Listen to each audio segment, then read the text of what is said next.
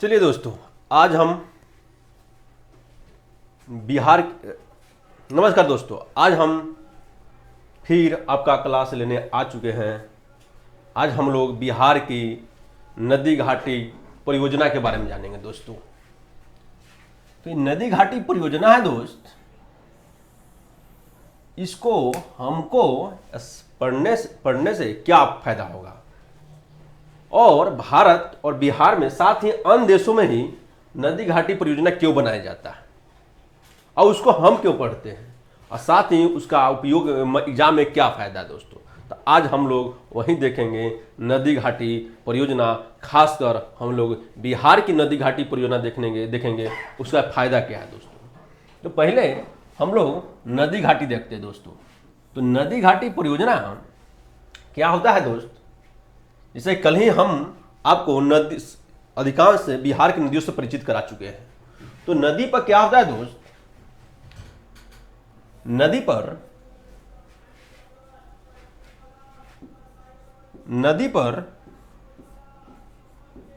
बड़े बड़े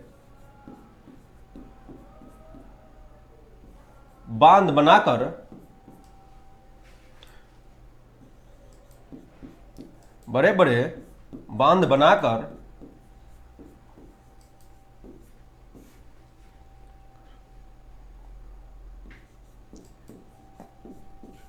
पानी को इकट्ठा किया जाता है दोस्तों, इकट्ठा किया जाता है।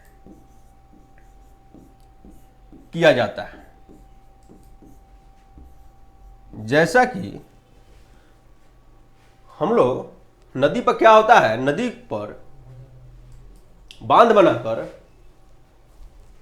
पानी को इकट्ठा किया जाता है। जब वह पानी, जैसा कि हम लोग कोसी नदी को देख लेते हैं, तो कोसी नदी पर जो नदी नेपाल से आ रही है, इस पर बांध बनाकर पानी को इकट्ठा करते हैं।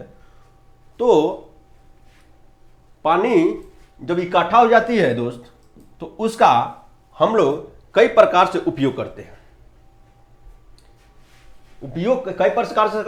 उसका उपयोग जब हम बांध बनाकर पानी को इकट्ठा करते हैं, तो उसका उपयोग हम लोग सिंचाई के लिए करते हैं दोस्तों। कहां करते हैं? सिंचाई के लिए।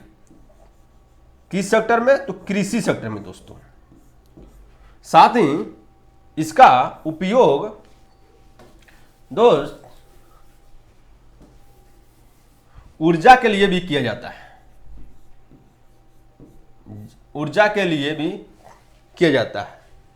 और सिंचाई, ऊर्जा,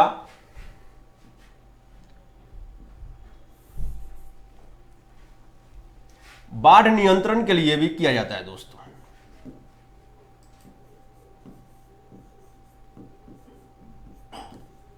बाढ़ नियंत्रण, सूखा के स्थिति से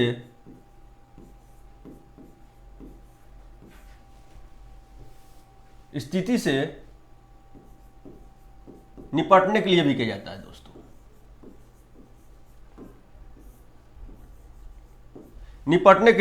दोस्तों। तो जैसा कि हम लोग देखे, जब पानी इकट्ठा किए तो उस पानी का उपयोग हम लोग दोस्त कहां किए? कृषि के लिए किए। और कृषि में कहां? सिंचाई के लिए। और सिंचाई के लिए क्यों करते हैं दोस्तों? क्योंकि आप जानते हैं समय के साथ बिहार की जनसंख्या बढ़ रही है, और उस बढ़ रही जनसंख्या को खाद्य पदार्थ की प्राप्ति कराने के लिए हमको कृषि को मजबूती से करना होगा। और कृषि अच्छी तरह तबे होगा जब उसको सिंचाई पर्याप्त मात्रा मिले और हर समय मिले। इसलिए हम इसका अधिकांश उपयोग सिंचाई के लिए करते हैं, और इसका जब हम आगे क्लास करेंगे तो सिंचाई के लिए पढ़ेंगे। तो जैसा कि हम लोग दोस्त देखें, इसका उपयोग कहाँ हो रहा है? नदी घाटी परियोजना का सिंचाई में हो रहा है, ऊर्जा में हो रहा है, और सूखा की स्थिति से निपटने के लिए, साथ ही बाढ़ को नियंत्रण। इस प्रकार इस नदी घाटी परियोजना का बहुत उपयोग होता है। इसलिए इस योजना को बहु उद्देशीय योजना भी कहा जाता है। तो नदी घाटी परियोजना को क्या कहा जाता है दोस्तों? बहुउद्देशीय योजना, क्योंकि इसका उपयोग बहुत सारे उद्देश्य के लिए किया जाता है। तो नदी घाटी परियोजना को नदी घाटी परियोजना को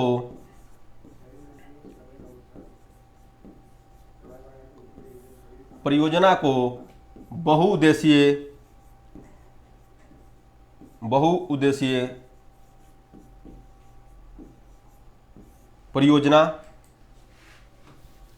परियोजना भी कहा जाता है।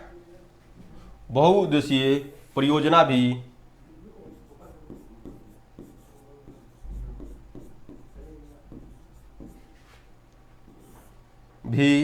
कहा जाता है दोस्तों। क्या कहा जाता है दोस्तों? बहुउद्देशीय, क्योंकि इस नदी घाटी जो परियोजना है इसका बहुत उपयोग होता है। जैसा कि हम बताए, कृषि हो या ऊर्जा, उससे ऊर्जा की प्राप्ति भी की जाती है, सूखा के नियंत्रण को भी, और साथ ही बाढ़ की स्थिति से निपटने। तो देख, इस नदी घाटी पर इसका उपयोग कितना हुआ दोस्त? बहुउद्देशीय हुआ। तो इस नदी घाटी परियोजना, जैसा कि हम लोग जानते हैं, अधिकांश बिहार में ही अधिकांश नदियों पर बनाए जाते हैं। तो जैसा कि हम लोग जाने सिंचाई, तो सिंचाई क्या है दोस्त? क्योंकि हम इसका अधिकांश उपयोग, नदी घाटी परियोजना का उपयोग हम करें खासकर बिहार में सिंचाई के लिए। तो सिंचाई को जान लेते हैं दोस्तों। सिंचाई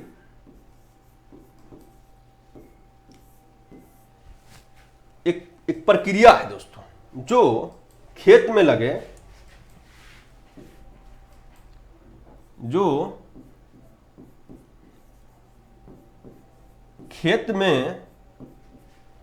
लगे, पौधों को कृत्रिम रूप से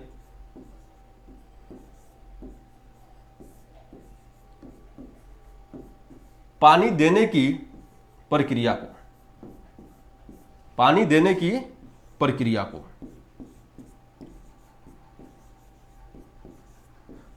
को सिंचाई कहते हैं दोस्तों।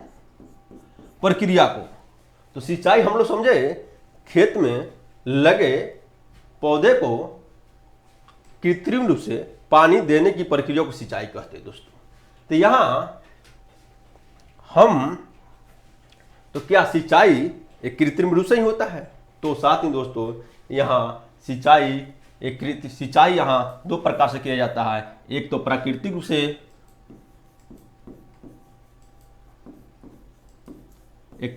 रूप से, और दूसरा कृत्रिम रूप से दोस्तों। तो यहाँ यदि आपसे एग्जाम में पूछ भी लिया जाए कि सबसे अच्छी सिंचाई कृत्रिम रूप से, सबसे अच्छी सिंचाई किस विधि से किया जाता है, तो उसका आंसर बताइएगा दोस्त, कृत्रिम रूप से।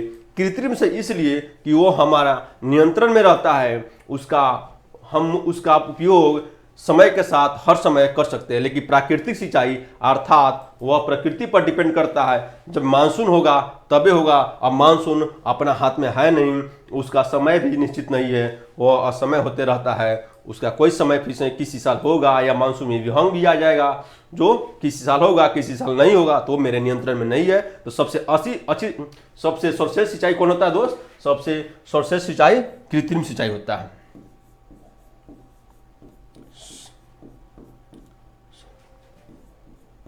सर्वश्रेष्ठ सिंचाई कृत्रिम सिंचाई होता है। ध्यान रखिएगा दोस्त, ये पूछे जाते हैं। तो हम लोग देखें, सिंचाई दो प्रकार से होती है। एक प्राकृतिक सिंचाई, जो अधिकांश हमारे बिहार में मानसून पर डिपेंड रहता है। मानसून वर्षा पर दोस्तों।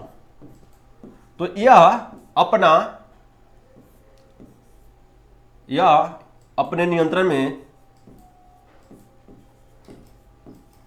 अपने नियंत्रण में नहीं है, लेकिन ये जो कृत्रिम सिंचाई है अपने नियंत्रण में, इसको अपने नियंत्रण में है दोस्तों, इसका नियंत्रण में है दोस्त। इसका हम लोग समय समय पर उपयोग कर सकते हैं, समय समय पर इसका उपयोग कृत्रिम सिंचाई का कर सकते हैं दोस्त। समय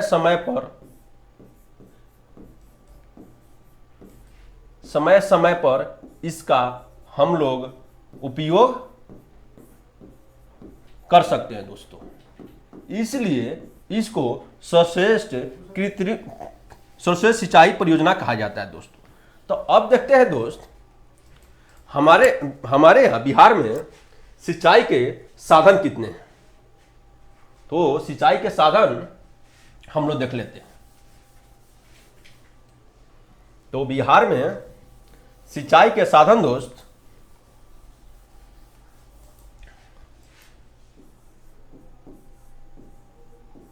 बिहार में सिंचाई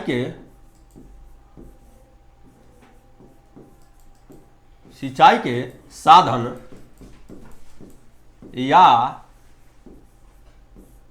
या स्रोत देखते हैं दोस्त।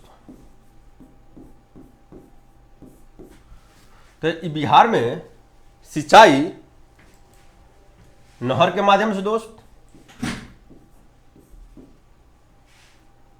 झील के माध्यम से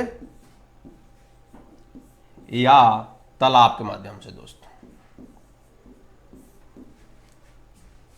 पाइप के माध्यम से दोस्त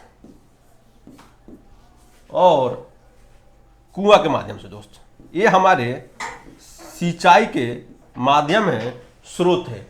तो फिर हमको क्या जरूरत पड़ गया कि नदी घाटी इतनी बड़ी परियोजना बनाने की जरूरत पड़ गया दोस्तों। तो आइए दोस्तों हम लोग देखते हैं नदी घाटी परियोजना। और ये जरूरत क्यों पड़ता है दोस्त, क्योंकि जैसा कि हम जानते हैं बिहार का कुल क्षेत्रफल 94,000 कुल क्षेत्रफल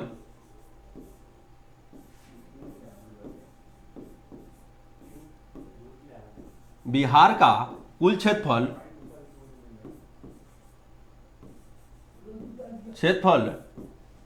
94,163 किलोमीटर है। लेकिन इसमें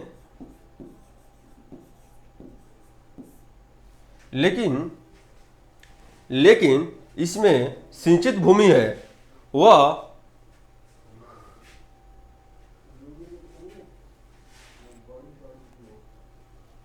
सिंचित भूमि है लगभग में दोस्त 43.168 लाख हेक्टेयर। लेकिन इसमें सिंचित भूमि दोस्त कितना है, 43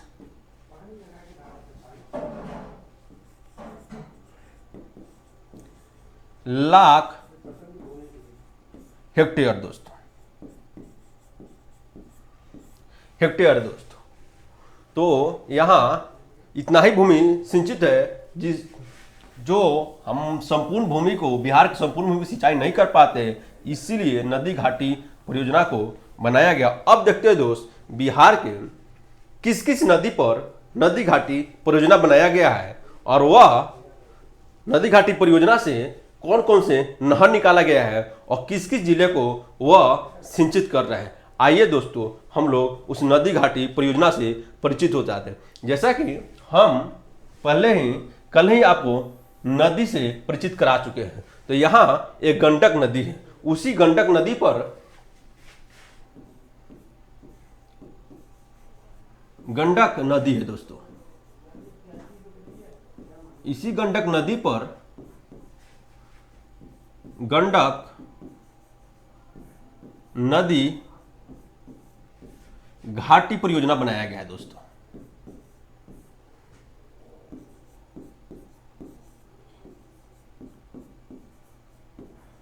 परियोजना बनाया है दोस्तों।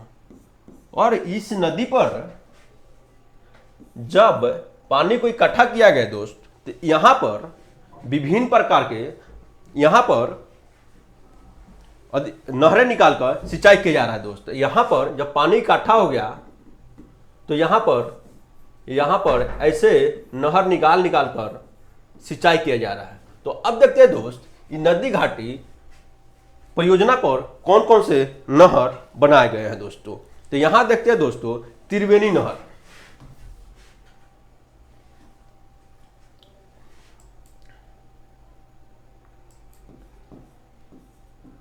गंडक नदी घाटी योजना। तो इस योजना इस नदी पर या इस नदी घाटी पर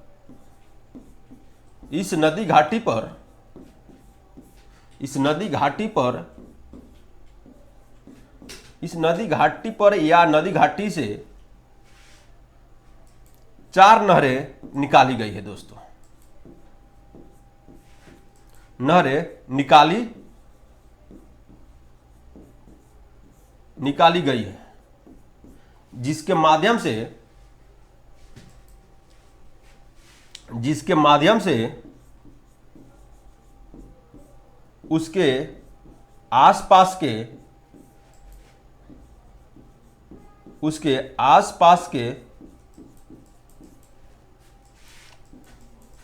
क्षेत्र का सिंचाई किया जाता है दोस्तों। सिंचाई किया जाता है दोस्तों, किया जाता है। तो इस नदी घाटी परियोजना से 4 नहरें निकाली गई है और उससे उसके आसपास के क्षेत्रों को सिंचाई की जाए। अब देखते हैं वह नहर कौन है दोस्तों। आइए दोस्तों, वह नहर कौन है। तो वह नहर दोस्त, जैसे कि हम देखें, ये गंडक नदी है और इस गंडक नदी से ही एक त्रिवेणी नहर निकाला गया है। कौन नहर निकाला गया दोस्त? त्रिवेणी नहर। ध्यान रखिएगा दोस्त, ये आपको पूछेगा कि गंडक नदी से कौन से नहर निकाल कर सिंचाई किया जाता है। तो एक है त्रिवेणी नहर। त्रिवेणी नहर दोस्त, जो नहर है दोस्तों, जो कहां पड़ता है? पश्चिमी चंपारण में ही है दोस्तों। और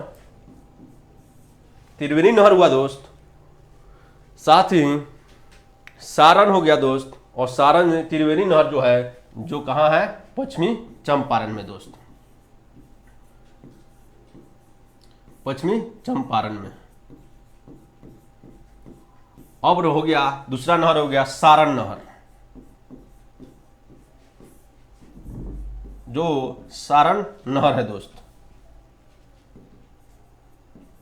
ये सारण नहर सारण जिला के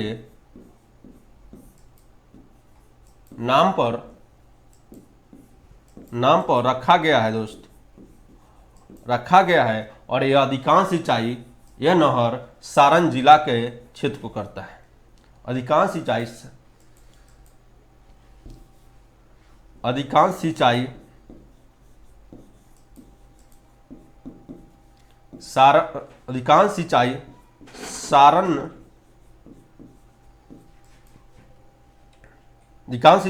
सारण जिला के क्षेत्र का करता है दोस्त। इसलिए क्षेत्र का करता है, इसलिए इस नहर का नाम सारण पड़ा हुआ है दोस्तों। जैसा कि हम लोग देखे, अधिकांश सिंचाई जो सारण नहर है किसका करता है? तो सारण जिला का ही करता है, इसलिए इस नहर का नाम सारण पड़ा है। आइए दोस्तों, फिर नेक्स्ट नहर की ओर बढ़ते हो। यह तिरहुत नहर। तिरहुत नहर, जैसा कि एक आप प्रमंडल से परिचित होंगे, बिहार में 9 प्रमंडल है, एक तिरहुत प्रमंडल है जो अभी मुजफ्फरपुर में पड़ता है दोस्तों। तो तिरहुत नहर है दोस्तों। ये तिरहुत नहर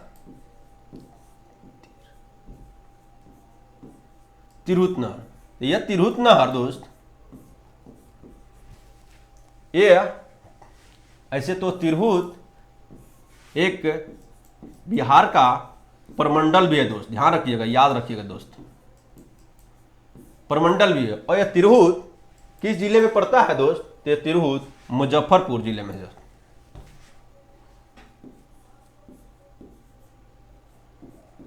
मुजफ्फरपुर है दोस्त, मुजफ्फरपुर जिले में, ध्यान रखिएगा दोस्त। तो मुजफ्फरपुर जिले में तिरहुत नहर मुजफ्फरपुर जिले में है और यह अधिकांश इस क्षेत्र का अधिकांश इस क्षेत्र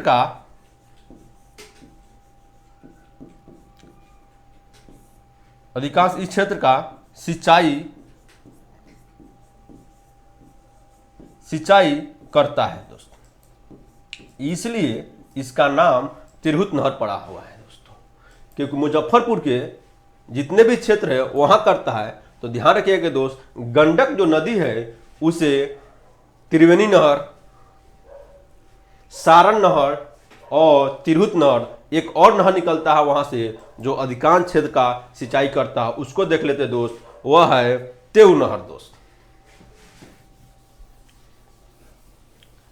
यह नहर कहां है? एक कौन नहर है? तेऊ नहर है जो। तो ये आपको तेऊ नहर दोस्त,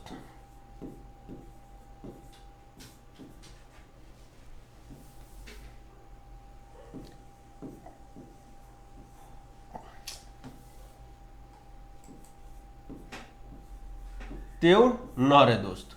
यह पूर्वी चंपारण जिला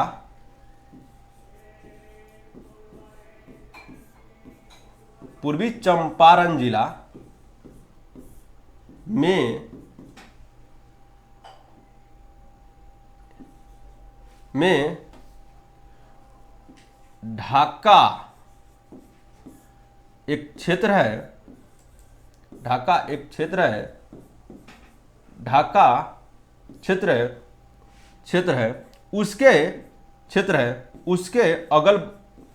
उसके आसपास के क्षेत्र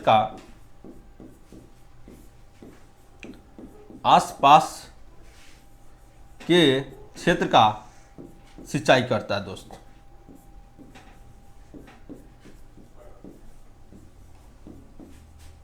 सिंचाई करता है। तो तिहु नहर हुआ दोस्त, यह पूर्वी चंपारण में है और पूर्वी चंपारण का एक अनुमंडल है ढाका, उसके जितने भी आसपास के जो क्षेत्र है उसका सिंचाई करता है दोस्त। जैसा कि हम लोग जाने गंडक नदी पर 4 नहर है, वह 4 नहर कौन है? त्रिवेणी नहर, सारण नहर, तिरहुत नहर और तेऊ नहर। फिर दोस्त हम लोग नेक्स्ट नदी घाटी परियोजना की ओर बढ़ते हैं और देखते हैं किस नदी पर वह परियोजना बनाया गया दोस्त। आइए दोस्त,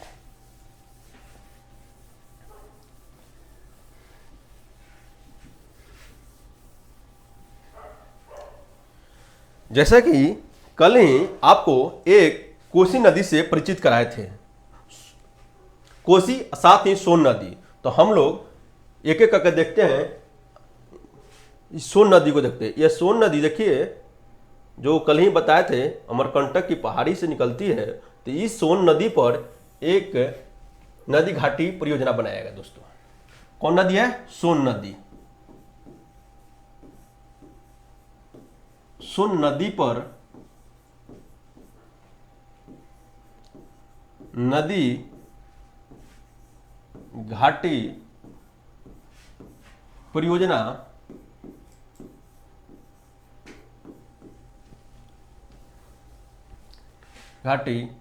बनाया गया दोस्तों। परियोजना बनाया गया है दोस्तों, बनाया गया है। अब इस जब नदी घाटी परियोजना बनाया गया है तो देखते हैं इस नदी घाटी परियोजना पर जब ये नदी है तो यहां पर जब पानी इकट्ठा किया गया है तो इसे कितने नहर निकाला गया है और कौन कौन से क्षेत्र का यह सिंचाई कर रहा है दोस्तों। तो आइए देखते दोस्त, जो नदी है सोन नदी है, इस सोन नदी के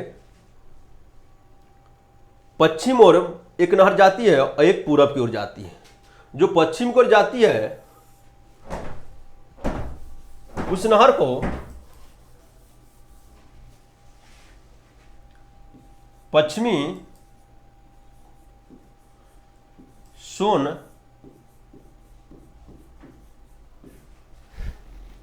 नहर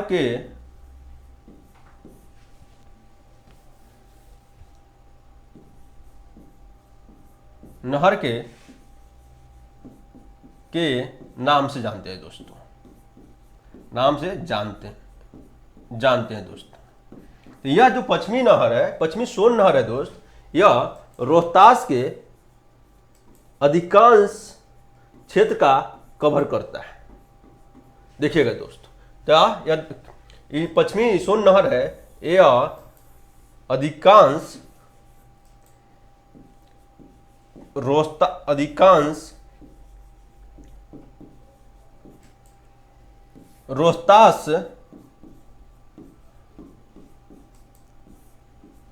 जिले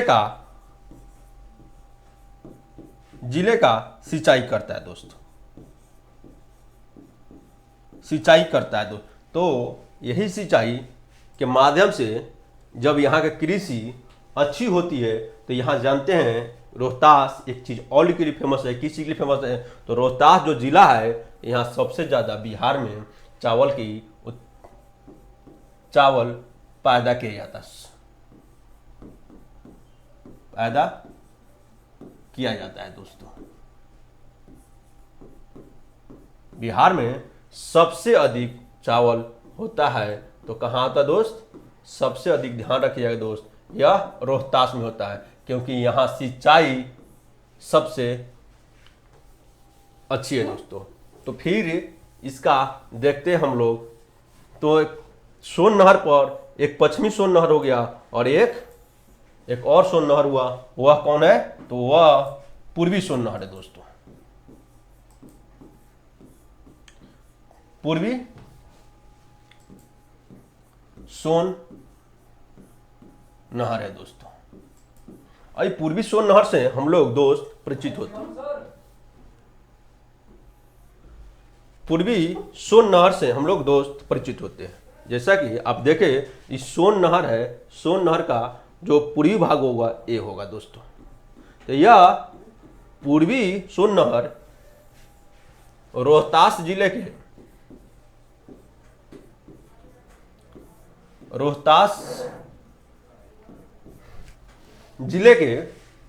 दोस्त, रोहतास जिले के पूर्वी भाग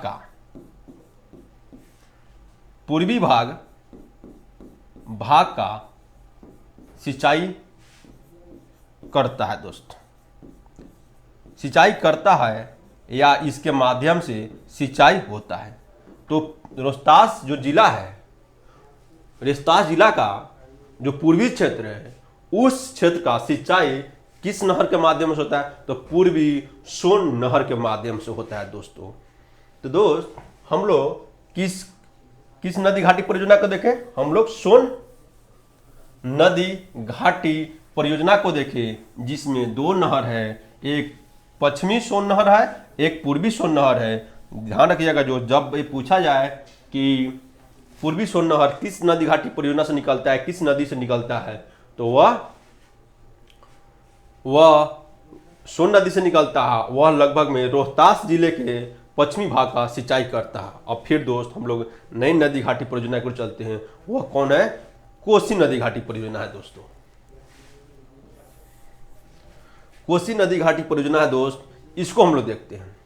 जैसा कि कल ही हम आपको इस नदी से परिचित करा चुके हैं, और यह नदी अपने किस कारनामे के लिए फेमस है आप जानते ही हैं। यह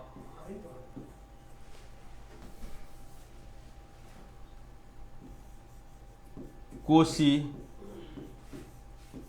नदी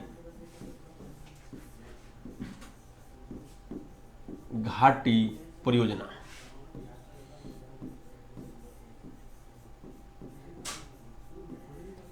दोस्तों, नदी घाटी परियोजना, कोसी नदी घाटी परियोजना। अब इस पर देखते हैं कौन कौन से नहर निकाला गया है। यह जैसा कि कोसी नदी से ही हम लोग पहले से परिचित है। यह इस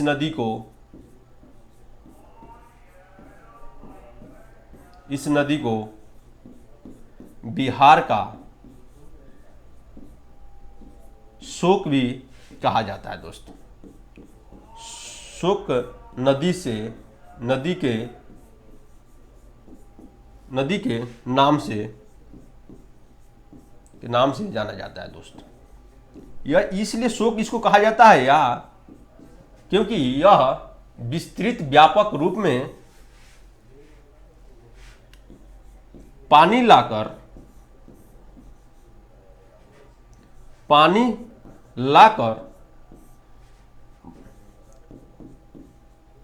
बाढ़ का रूप धारण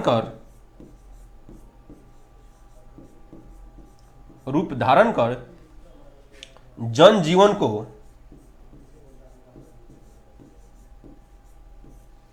जनजीवन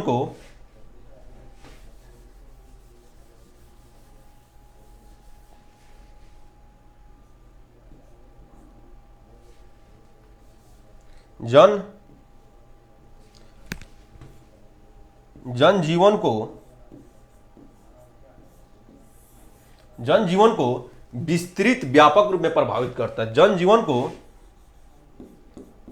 विस्तृत एवं व्यापक रूप में प्रभावित करता है दोस्त, प्रभावित करता है। तो इसको शोक नदी इसलिए कहा जाता है दोस्त क्योंकि यह नदी नेपाल से बहुत मात्रा में पानी लाकर बिहार में बाढ़ का रूप धारण करता है और वह उस क्षेत्र का विस्तृत व्यापक रूप में प्रभावित करता है, वन जनजीवन प्रभावित, इसलिए इसको शोक कहा जाता है। क्योंकि जब यह नदी आती है तो बहुत सारे घर का, बहुत सारे जनजीवन को प्रभावित करती है, बहा कर ले जाती है, इसलिए इसको शोक नदी कहा जाता है। आइए दोस्तों, अब जानते हैं इस नदी पर कौन कौन से नहर निकाल कर वहां के क्षेत्र का सिंचाई किया जाता है, बाढ़ का नियंत्रण किया जाता है, साथ ही सूखे की स्थिति से निपटा जाता है। आइए दोस्तों जाते हैं कोसी नदी। तो कोसी नदी पर दोस्त, कोसी नदी का हम क्षेत्र देख लेते दोस्त। जैसा कि कोसी नदी देख रहे हैं तो कोसी नदी का जो ये क्षेत्र हुआ दोस्त, यह पूर्वी क्षेत्र हुआ और यह पश्चिमी क्षेत्र हुआ दोस्तों। इसी पूर्वी और पश्चिमी दिशा के आधार पर इसे दो नहर का निकाला गया है, पूर्वी कोसी नहर और पश्चिमी कोसी नहर। तो हम लोग पूर्वी कोसी नहर को देखते हैं दोस्त। तो पूर्वी कोसी नहर दोस्त, कोसी नहर। तो यह पूर्वी कोसी नहर देखिएगा दोस्त, इसे सीतामढ़ी, मधुबनी, ये सहरसा, मधेपुरा अधिकांश डिस्ट्रिक्ट को यह प्रभावित करता है। तो इसमें अधिकांश डिस्ट्रिक्ट हो जाएगा दोस्त,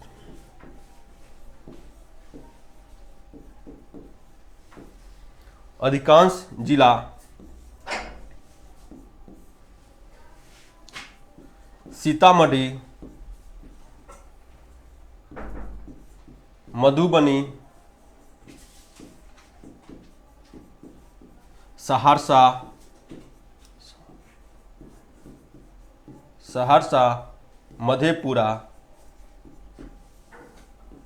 मधेपुरा आदि डिस्ट्रिक्ट को प्रभावित करता है।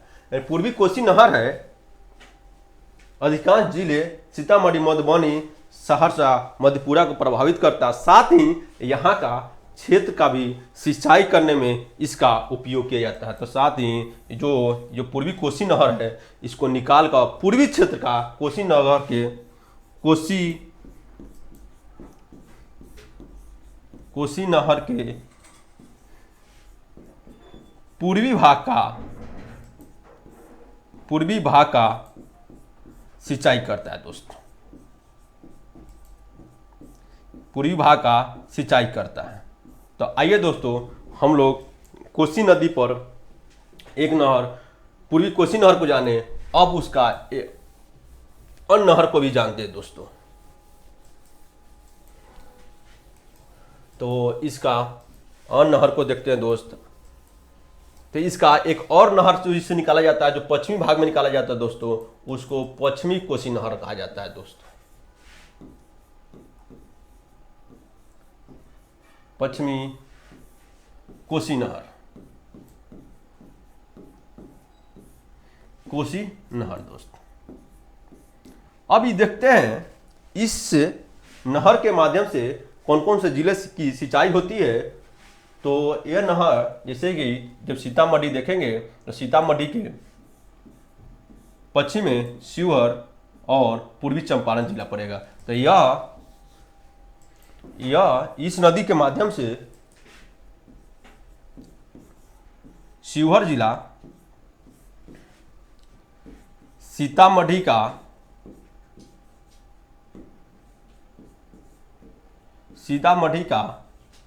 पश्चिमी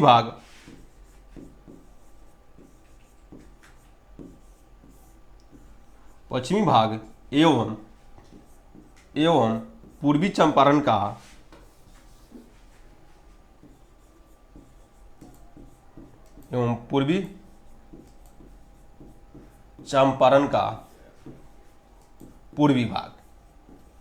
पूर्वी भाग का एवं पूर्वी चंपारण का पूर्वी भाग का सिंचाई किया जाता है दोस्तों,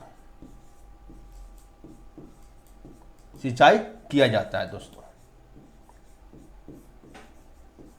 क्योंकि अधिकांश हम लोग नदी घाटी परियोजना को इसीलिए पढ़े हैं क्योंकि इस नदी घाटी परियोजना से नहर निकालकर सिंचाई किया जाए।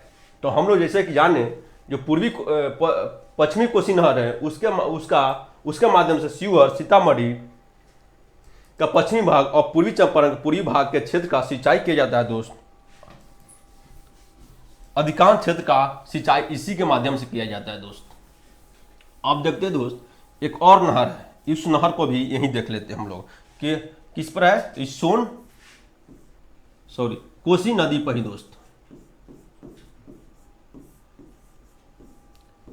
तो ध्यान रखिए दोस्त, कोसी नदी पर पूर्वी कोसी नहर हो गया, पश्चिमी कोसी नहर हो गया, एक और है जो राजपुर नहर है दोस्त, उस नहर को भी देख लेते हैं। तो कोसी नदी पर ही राजपुर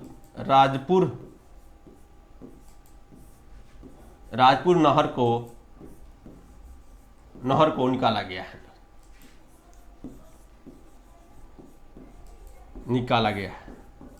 तो जैसा कि हम लोग देखे बिहार की सिंचाई में इस नदी घाटी परियोजना का कितना उपयोग है दोस्तों। अब देखते हैं दोस्त, यहीं पर बिहार में एक नदी जोड़ो परियोजना चलाई जा रही है या उसकी योजना है बिहार में नदी जोड़ो परियोजना। तो नदी जोड़ो परियोजना कौन से दो नदियों को जोड़ा जा रहा है तो यहीं देख ले दोस्त, ये दो नदी है, एक कोसी है और एक मोची नदी है जो उसको जोड़ने की योजना है दोस्तों। तो बिहार में पहली बार बिहार की पहली नदी जोड़ो योजना कौन है दोस्तों। तो बिहार की पहली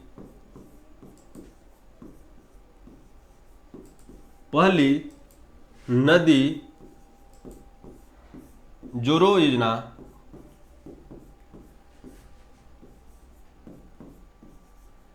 में दोस्त ये नदी है कोसी और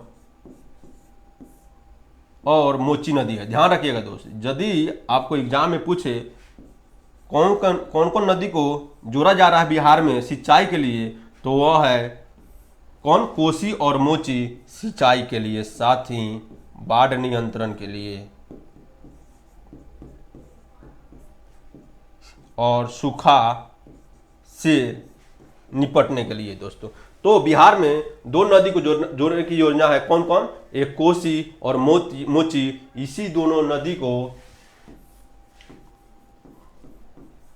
मोची नदी इसी को जोड़ा जा रहा है दोस्त। किसको, तो इस कोसी और मोची नदी को जोड़ने की योजना चल रही है बिहार में।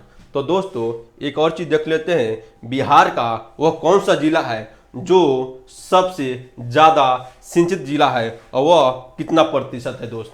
तो बिहार का वह जिला कौन है दोस्त, वह जिला अरवल है दोस्त। जैसा कि अरवल से ही हम पहले ही पहचान आपको कराए हुए हैं, अरवल बिहार का सबसे अभी न्यू जिला बना हुआ है। तो आइए दोस्तों अरवल को हम लोग देखते हैं बिहार में कहाँ पर है। तो जैसा कि हम लोग जानते हैं ये पटना है और पटना के जस्ट में कौन है, अरवल है दोस्त। तो यह अरवल ध्यान रखिए दोस्त, ये नया जिला है, 38 में नया जिला है दोस्त। इसी अरवल जिला में ये अरवल जिला है जहां सबसे अधिक सिंचाई की जाती है। अरवल जिला सबसे ज्यादा सिंचित जिला है। यह जिला सबसे ज्यादा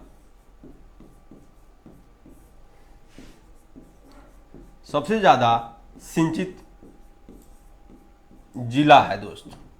ध्यान रखिएगा दोस्त, यदि आपको पूछ लिया जाए बिहार का वह कौन जिला है जहां सबसे अधिक सिंचित जिला है, तो अरवल है। वह कितना प्रतिशत है, तो 86.85% है दोस्त। यानी उसका अधिकांश जिले का जो सिंचाई होता है, जो किसका, तो अरवल का दोस्त। तो जैसा कि आज हम लोग नदी घाटी परियोजना के बारे में जाने, परियोजना के बारे में इस सब एक ही मैप के माध्यम से और एक ही जगह देख रहे हैं, तो इसको ध्यान रखिएगा दोस्त कि गंडक नदी पर 4 नहर है, जो त्रिवेणी नहर, सारण नहर, तिरहुत नहर और तेऊ नहर है। तो साथ ही सोन नदी पर 2 नहर, कौन कौन नहर थे दोस्त, एक पूर्वी सोन नहर, एक पश्चिमी सोन नहर और कोसी नदी घाटी परियोजना 3, कोसी नदी घाटी पर पूर्वी कोसी नहर और पश्चिमी कोसी नहर। साथ ही एक और नहर उसको बनाया गया है, कौन, तो वह है राजपुर नहर है। तो बिहार की जो 3 नदियां हैं उस पर बड़ी नदी घाटी परियोजनाएं बनाई गई है और वह चालू भी है, उसके बाद में सिंचाई भी हो रहा है। तो यह नदी कौन हो गए, तो 3, एक गंडक हो गया, एक सोन हो गया और एक कोसी हो गया। तो साथ ही यहाँ पर 2 नदी को जोड़ने की योजना है, ध्यान रखिएगा दोस्त, मैं बता चुका हूँ, वह है कोसी और मोची नदी है। तो साथ ही बिहार का सबसे जो सिंचित जिला है वह कौन है, वह अरवल है, 86.85% है दोस्त। तो आज का क्लास हम लोग आज इतना ही लेते हैं, फिर नेक्स्ट क्लास में मिलते हैं। साथ ही इस जो चैनल है इसको सब्सक्राइब कीजिए, तो इस प्रकार के जितने भी वीडियो है आपके पास सहज रूप से पहुंचते रहे, जिसका आप अपने एग्जाम में उपयोग कर सके। थैंक यू दोस्तों।